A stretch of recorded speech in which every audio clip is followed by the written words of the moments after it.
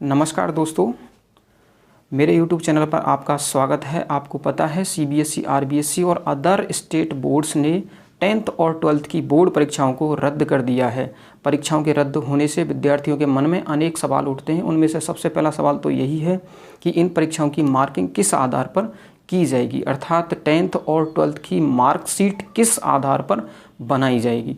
Second सवाल ये उठता है कि कॉलेज में एडमिशन किस आधार पर मिलेगा। थर्ड, कॉम्पिटिटिव एग्जाम्स पर इस परीक्षा का कोई प्रभाव पड़ेगा या नहीं। इन सभी सवालों के जवाब के लिए सबसे पहले हम सुनते हैं राजस्थान के शिक्षा मंत्री गोविंद सिंह डोटासरा जी का बयान कि उन्होंने इस मुद्दे पर क्या बोला है। तो चलिए उनके बयान को देखते हैं।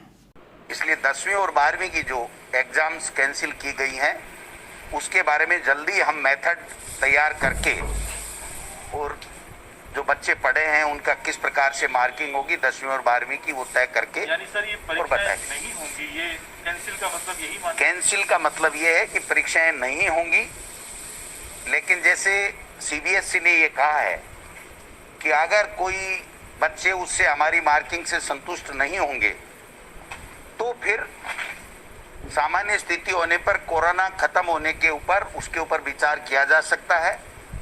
तो ये विकल्प हमारे लिए भी खुला हुआ है, लेकिन आज की तारीख में जो फैसला हुआ है वो ये हुआ है कि 10वीं और 12वीं की राजस्थान माध्यमिक शिक्षा बोर्ड की परीक्षाएं कैंसिल की गई हैं, नहीं होंगी।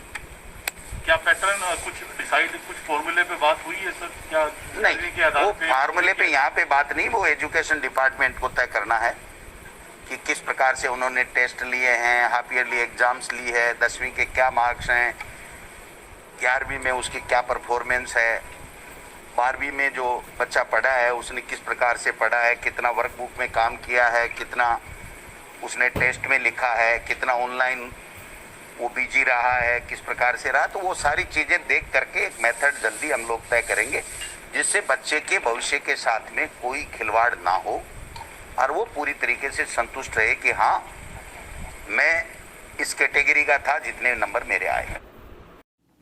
शिक्षा मंत्री जी के बयान से स्पष्ट है कि इन परीक्षाओं की मार्किंग पूर्व परीक्षाओं में किए गए प्रदर्शन के आधार पर ही की जाएगी।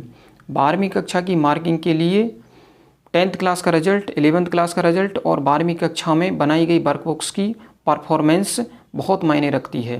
तो आपने जो वर्कबुक्स बनाई है उसकी परफॉर्मेंस इसमें बहुत मायने रखेगी। अब दूसरा सवाल ये उठता है कि 12वीं कक्षा के बाद में कॉलेज में एडमिशन कैसे मिलेगा। तो मेरा मानना है कॉलेज में एडमिशन मार्किंग के आधार पर बनाई गई मार्कशीट से ही मिलेगा। अब तीसरा सवाल ये उठता है कि कॉम्पिटिटिव एग्ज़ाम्स पर इस परीक्षा का कोई प्रभाव पड़ेगा अथवा नहीं। तो मेरा मानना है कॉम्पिटिटिव एग्ज़ाम्स पर इस परीक्षा का कोई भी प्रभाव नहीं पड़ने वाला है, क्योंकि 12वीं की परीक्षा कॉम्पिटिटिव एग्ज़ाम्स के लिए केवल और केवल क्वालिफायर्स का काम करती है। अर्थात कॉम्पिटिटिव एग्ज़ाम्स में बैठने के लिए आपको 12वीं की परीक्षा को केवल पास करना होता है। कॉम्पिटिटिव एग्ज़ाम्स में एक अलग परीक्षा होती है जिसमें आपको प्रदर्शन करना होता है और उसके आधार पर ही आपका सिलेक्शन होता है। तो ये हुए आपके तीनों सवालों के जवाब। इसके अलावा कोई भी सवाल आपके मन में उठता है तो आप कमेंट्स बॉक्स में कमेंट्स करके बताइएगा। और 12th क्लास के बाद में आपको किस फील्ड में कैरियर बनाना चाहिए, कौन सा फील्ड आपके लिए आसान रहेगा और किस फील्ड में आप अधिक से अधिक सक्सेस हो सकते हैं, उसके लिए इंतज़ार कीजिए। मेरी नेक्स्ट